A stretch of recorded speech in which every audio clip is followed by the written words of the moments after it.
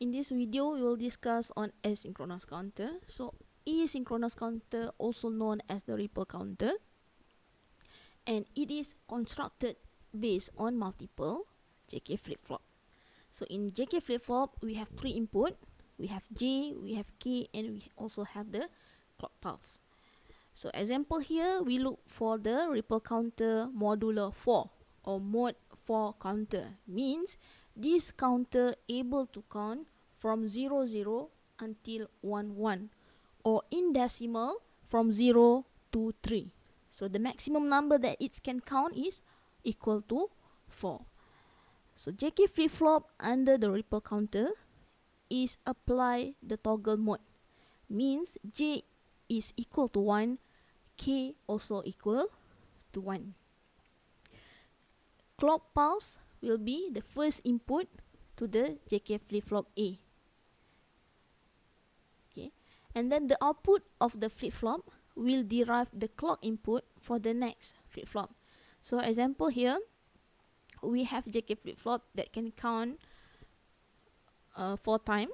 We have JK flip-flop A and we have JK flip-flop B. The first clock pulse will be the input for JK flip-flop A. Okay, and then the output of JK flip-flop A will be the clock pulse input for JK flip-flop B. Okay, at this point, we look at the timing diagram or the waveform of the ripple counter for modular 4. Okay, in this timing diagram, we have two variables. Okay, we have two JK flip-flop. So we have JK flip-flop A and we have JK flip-flop B.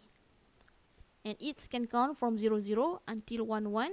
After that, it will repeat again 0, 0, 1, 1 until the end. Okay. So based on this timing diagram, we have clock, we have A, we have B. So the first clock pulse will be trigger the first JK flip-flop. Okay. Flip-flop A here will toggle or change to its opposite state each time a clock pulse make a transition. Okay, let's see here. Okay, the first one, both 0, 0. Okay, 0, 0 value. When the clock pulse make a transition or change the position from 1 to 0 at this point, okay, it will toggle JK flip-flop A. JK flip-flop A from 0, now it's become 1. Okay, there is no output for JK flip-flop A yet, so for B, there is no clock pulse. And then at the next clock pulse, it will trigger again JK flip-flop A. So JK flip-flop A will change the position from 1 to 0. Okay, the process of change the position will be the input for the clock pulse for JK flip-flop B. So JK flip-flop B now will toggle from 0 to 1. Okay, and the next point, at this point, this clock will toggle JK flip-flop A, will trigger JK flip-flop A.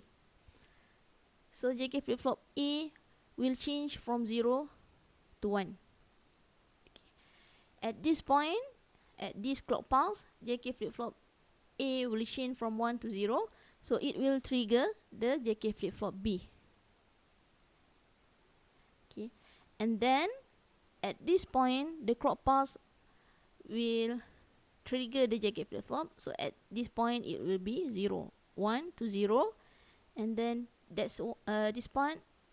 JK we have the JK flip-flop that trigger the JK flip-flop B. E trigger JK flip-flop B as the clock pulse, so it will change from 1 to 0. Okay, at this point 0, at this point 0, and then at this point it will change again 1, and then this point 0, and then 1 again, 0 again. Okay, so based on this pattern, we can identify that it's only able to count from 0 until 1, 1. After 1, 1, it will change back to 0. So how to read this part? Okay, clock pulse. The process of transition only at the clock pulse. Okay, the first one we have 0 0. So E0 B0.